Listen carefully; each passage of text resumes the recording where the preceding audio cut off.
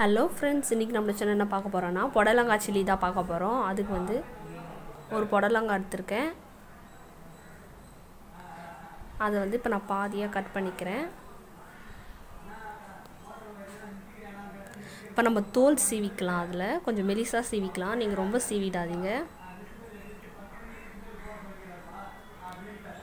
உங்களுக்கு எந்த சைஸில் வேணுமோ நீங்கள் அரிஞ்சிக்கலாம். நீங்கள் ரவுண்டாகவும் போட்டுக்கலாம், இல்லை அதனால் ஃப்ரெஞ்ச் ஃப்ரைஸ் மாதிரியும் நீளமாக கூட வெட்டிக்கலாம். நான் நீளமாக ஃப்ரெஞ்ச் ஃப்ரைஸ் மாரி போட போகிறேன். ஸோ அதுமாரி கட் பண்ணிவிட்டு உள்ளே இருக்கிறது இதெல்லாம் விதை அந்த தோல்லாம் எடுத்துடலாம். அதனால் ரெண்டாக ஸ்லைஸ் போட்டு அந்த உள்ளே இருக்கிறதெல்லாம் எடுத்துடுறேன். எடுத்துகிட்டு ஃப்ரெஞ்ச் ஃப்ரைஸ் மாரி கட் பண்ணி எடுத்துருக்கேன் பாருங்கள். இப்போ இது கூட நம்ம மசாலாலாம் போட போகிறோம். அதுக்கு ஃபஸ்ட்டு வந்து நான் மிளகாத்தூள் வந்து சேர்த்துக்கிறேன். 2 ஸ்பூன் போல் சேர்த்துக்கிறேன்.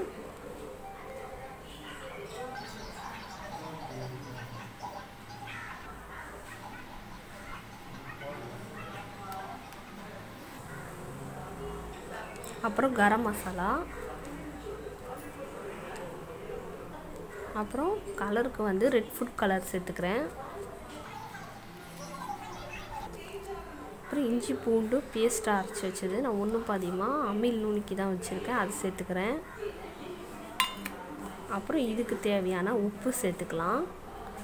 சேர்த்துட்டு ஃபஸ்ட்டு இதை மிக்ஸ் பண்ணிப்போம்.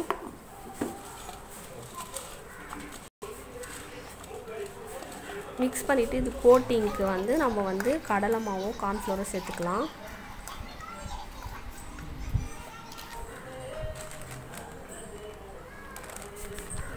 கடலை மாவு கம்மியாக சேர்க்குறேன். 1 ஸ்பூன் போல் கடலை மாவு சேர்த்துட்டு கார்ன்ஃப்ளவர் வந்து ஒரு 3 ஸ்பூன் சேர்த்துக்கிறேன்.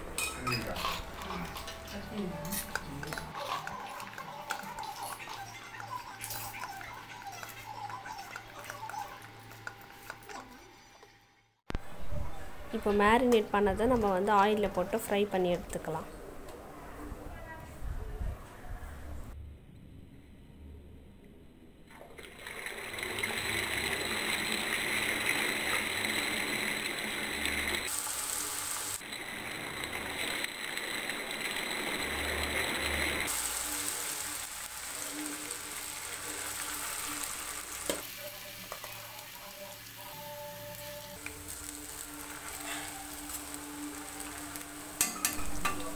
இப்போ நல்லா ஃப்ரை ஆகிடுச்சு, எடுத்துடலாம்.